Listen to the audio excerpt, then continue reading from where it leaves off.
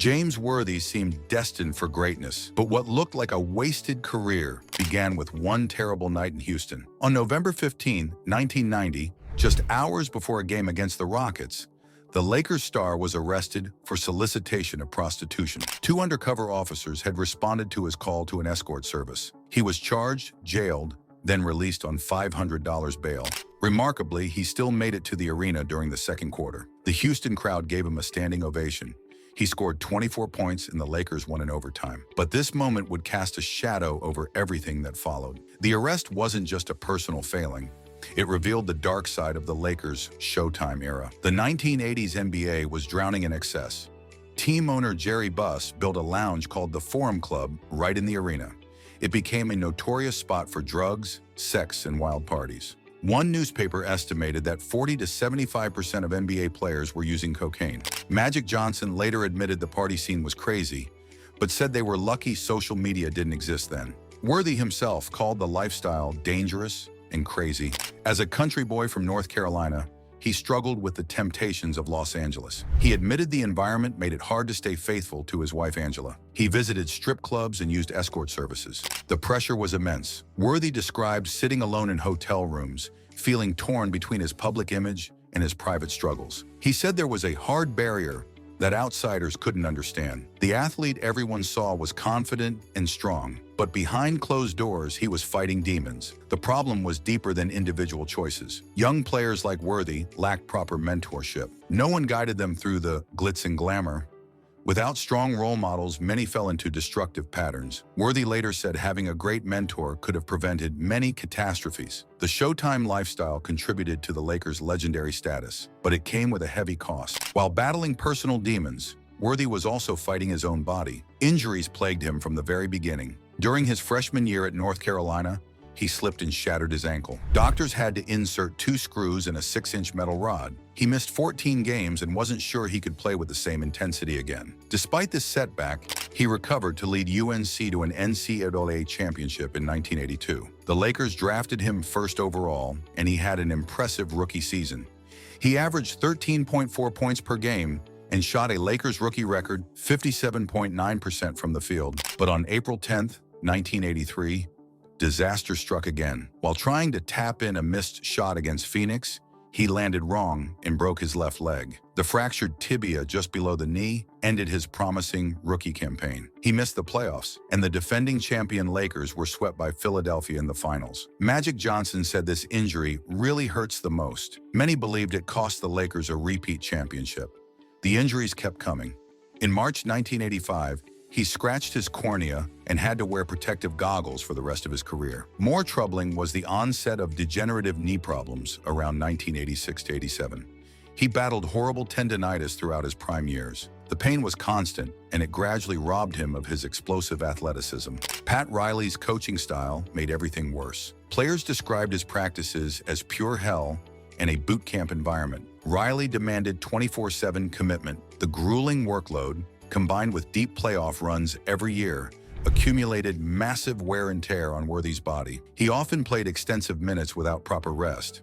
In his final seasons, he averaged nearly 40 minutes per game, despite his mounting injuries. The breaking point came during the 1991 playoffs. Worthy was the Lakers' leading scorer that season, but he suffered a high ankle sprain late in the Western Conference Finals against Portland. This injury severely hampered him in the NBA Finals against the Chicago Bulls. He re-aggravated the ankle in Game 4 and had to leave the series for good. The Lakers lost Games 4 and 5, with Game 5 also played without key reserve Byron Scott. Many wondered what might have been if Worthy had stayed healthy. The 1991 Finals marked the beginning of the end. During the 1991-92 season, Worthy needed season-ending knee surgery. He played only 54 games, his fewest in a full season. The cumulative effect was devastating. He was no longer the explosive, big-game James who could dominate in clutch moments. His trademark quickness and athleticism were gone. He had to rely more on jump shots instead of attacking the rim. Magic Johnson's retirement after the 1991 season made everything worse. Johnson's HIV diagnosis shocked the basketball world, and suddenly Worthy lost his closest teammate and the Lakers' offensive architect.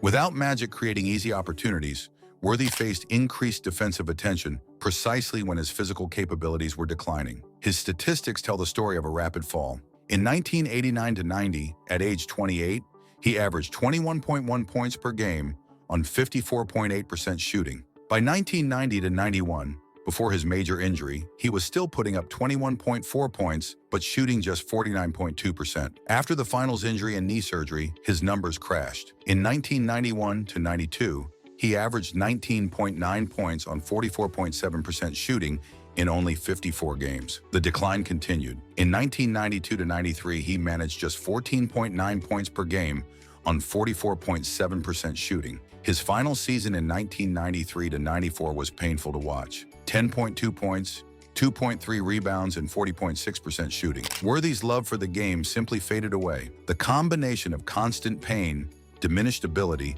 and team struggles crushed his spirit. He retired after the 1993-94 season at just 33 years old.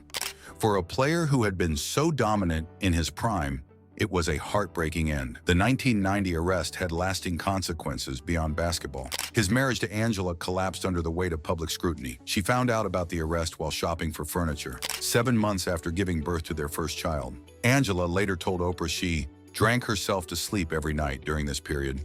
She wrote in her diary that the theme of our marriage is loss, and left him shortly after. Their legal separation wasn't finalized until 1996. The scandal also destroyed lucrative endorsement opportunities. In 1982, Worthy had signed a groundbreaking 8-year, $1.2 million deal with New Balance. He was the first NBA player to secure a $1 million sneaker contract. The deal made him the face of New Balance's basketball category, complete with his own signature shoe line called the Worthy Express. His agent David Falk said this deal set the table for Michael Jordan's later landmark agreement with Nike. But the arrest changed everything. New Balance adopted an endorsed by no one marketing philosophy that lasted nearly 2 decades. The company's owners became hesitant to sign major stars, viewing the risks as too great after Worthy's scandal. This strategic shift, born directly from the controversy surrounding their main basketball spokesperson, shows how one athlete's personal choices can fundamentally reshape a global brand's approach. Despite the controversies and physical breakdowns, Worthy's basketball legacy remains substantial. He was inducted into the Basketball Hall of Fame in 2003. He won 3 NBA championships with the Lakers in 1985, 1987, and 1988. His performance in the 1988 Finals, including a memorable triple-double in Game 7 against Detroit, earned him Finals MVP honors. He was a 7-time All-Star and made the All-NBA third team twice. His inclusion on both the NBA's 50th and 75th anniversary teams proves his lasting impact. The nickname Big Game James endures because of his playoff excellence. He averaged 21.1 points per game in the postseason, significantly higher than his regular season average of 17.6. Coach Pat Riley famously said, "The bigger the game, the more important the situation, the better James plays." In the later years, Worthy has shown remarkable self-awareness about his struggles. He openly discusses the mental pressures athletes face and the dark side of the Showtime lifestyle. He specifically addressed the 1990 arrest, saying it helped shape the second act of his life. He's become an advocate for mentorship, hoping to help young players avoid similar pitfalls. He also speaks about health awareness, particularly for Black men, citing his family's history of heart disease and diabetes. Worthy's story isn't one of unblemished triumph or complete tragedy. It's a complex tale woven with exceptional talent, celebrated achievements, regrettable decisions, and eventual growth. The arrest remains part of his biography, but his continued presence as a Lakers broadcaster and his candid reflections suggest a legacy that acknowledges controversy while focusing on lessons learned. He remains a pivotal figure in NBA history, remembered not just for Showtime's dazzling highlights, but for the entirety of a journey that offers enduring lessons about fame's pressures, athletic career's fragility, and the potential for personal growth over time.